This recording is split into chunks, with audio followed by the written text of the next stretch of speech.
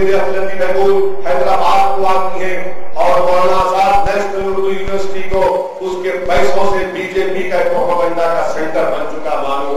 वहां पर मोहतरमा आकर कहती है कि असदुद्दीन ओवैसी मुल्क को तोड़ना चाहते हैं। मोहतरमा, मैं मुल्क को तोड़ना नहीं चाहता, मुल्क को मजबूत करना चाहता हूँ। मुल्क का वजीर आजम हिंदुस्तान इंडिया फर्स्ट की बात करते हैं, सबका साथ सबका विकास की मोटी बात करते हैं, मगर मुसलमान जब पढ़ने की बात करता है तो खामोश हो जाते हैं। जब रिजर्वेशन की बात करते हैं तो आरएसएस उसकी मुखालिफत करती है। जब हम खाने की बात करते हैं तो कहते हैं कि नहीं, इस पर मीट बैन और बीट बैन लगा दिया जाएगा।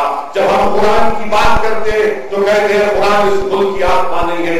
बताइए ऐसे माहौल में मजलिस का मौका, मजलिस के मुतालिबात जायज है?